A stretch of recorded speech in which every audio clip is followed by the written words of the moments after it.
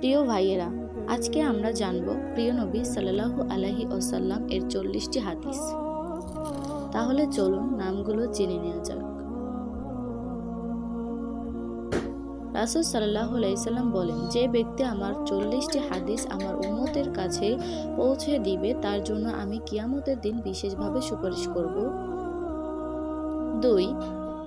মানুষের মধ্যে যারা মৃত্যুকে বেশি স্মরণ করে এবং উহার জন্য প্রস্তুতি নেয় তারাই সবচেয়ে বুদ্ধিমান। 3. প্রত্যেক জিনিসের জাকাত আছে, আর দেহের জাকাত হচ্ছে রোজা। 4. যে তার সময় আল্লাহর জন্য ব্যয় করে না তার জন্য আজীবন অপেক্ষা মৃত্যু। 5. যারা সবসময় ইস্তেগফার করে তাদের সাথে উঠা বসা করুন, কেননা তাদের হৃদয় সবচেয়ে কোমল হয়। তুমি যত সিজদা দিবে আল্লাহ তত গুনাহ মাফ করে দিবেন। সুবহানাল্লাহ। 7. সূরা ফাতিহা প্রায় 1000 রোগের ঔষধ। 8. হাতের তালুতে জ্বলন্ত আগুন এর কয়লা রাখলে যেমন কষ্ট হবে তার চেয়ে বেশি কষ্ট হবে সেই জামানায় ঈমান রাখতে।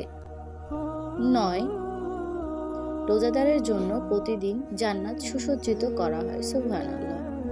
10. রাসূল সাল্লাল্লাহু আলাইহি সাল্লাম বলেন, কিয়ামতের দিন সবচেয়ে আমার উম্মতের সংখ্যা বেশি হবে এবং আমি সর্বপ্রথম জান্নাতের দরজা খুলব। সহিহ মুসলিম 196। 11. যে ব্যক্তি রোজা রাখা অবস্থায় মারা যাবে আল্লাহ তাকে কিয়ামত পর্যন্ত সকল রোজার সওয়াব দান করবেন। সুবহানাল্লাহ। 12. যে ব্যক্তি ফজরের নামাজ আদায় করল আল্লাহর হেফাজত চলে গেল। 13. নবীজি সাল্লাল্লাহু আলাইহি সাল্লাম বলেছেন, রোজাদারের জন্য সবচেয়ে খুশির সংবাদ হলো হাসরের ময়দানে আল্লাহ সবার আগে তাদের সাথে সাক্ষাৎ করবেন। 15. যখন রমজান আসে তখন জান্নাতের দরজা খুলে দেওয়া হয়। 16. নবীজি সাল্লাল্লাহু আলাইহি ওয়াসাল্লাম বলেছেন, যখন কোনো বান্দা আল্লাহর দিকে দুহাত উঠায় তখন আল্লাহ তা শূন্য হাতে ফিরিয়ে দেন না। হযরত মুহাম্মদ সাল্লাল্লাহু আলাইহি সাল্লাম বলেছেন, একটি খেজুর অর্ধেক হলেও দান করো, জান্নাতের শাস্তি হতে নিজেকে হেফাজত করো। 18. হযরত মুহাম্মদ সাল্লাল্লাহু আলাইহি সাল্লাম বলেছেন, যদি ভালো হতে চাও সর্বপ্রথম মিথ্যা বলা ছেড়ে দাও। 19. তুমি যখন রাস্তা দিয়ে যাও তখন আল্লাহর নামে জিকির করো, কারণ হাসরের দিন ওই রাস্তা তোমার জন্য সুপারিশ করবে। 20. তোমরা সবসময় ওযু করো, কারণ কিয়ামতের দিন যারা ওযুকারী তাদের হাত পা উজ্জ্বল থাকবে। 21. যার দুঃখ বেশি তার প্রতি আল্লাহর রহমতও বেশি। যখন নামাজে দাঁড়াবেন জীবনের শেষ নামাজ মনে করবেন। 23. যে মহিলা গর্ভাবস্থায় 1 খতম কুরআন পাঠ করবে তার গর্ভের ওই সন্তান একজন নেককার বান্দা হিসাবে দুনিয়াতে আগমন করবেন। 23. 24. চুপ থাকার কারণে মানুষের যে মর্যাদা হাসিল হয় তার 60 বছরের নফল ইবাদত হতে উত্তম। 25. রাসূল সাল্লাল্লাহু আলাইহি সাল্লাম জান্নাতের সবচেয়ে নিকটবর্তী আমল হলো সবসময় সালাত আদায় করা। 26. যে ধোঁকা দেয় সে আমার উম্মতের অন্তর্ভুক্ত নয়। 27. তুমি জানো তুমি সঠিক তবুও তর্ক করো না।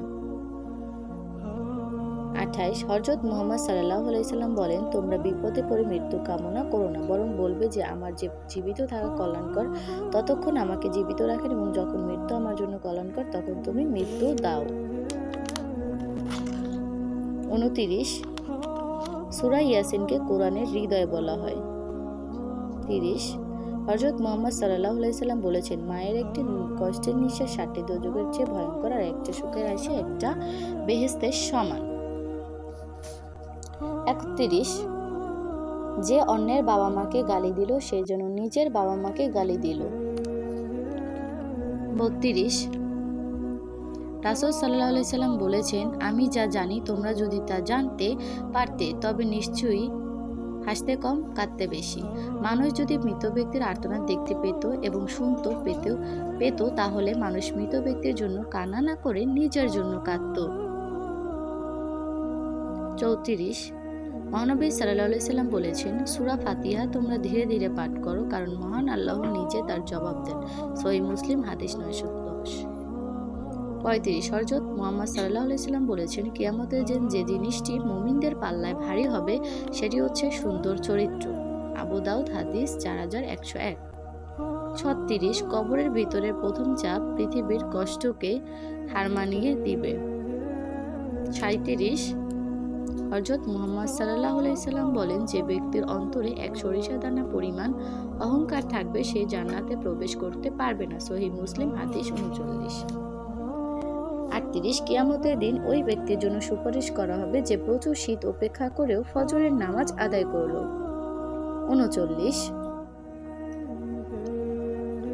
নিশ্চয়ই মহান আল্লাহ নম্র, তিনি নম্রতা পছন্দ করেন। তিনি নম্র স্বভাবের লোককে যা দান করেন তা কঠিন স্বভাবের লোককে দান করেন না। আবু দাউদ 4007। 40 কবর মানুষকে দিনে 70 বার স্মরণ করে এবং ডাকে। আল্লাহ সুবহানাহু ওয়া তাআলা আমাদের সঠিক জ্ঞান দান করুক। আমিন।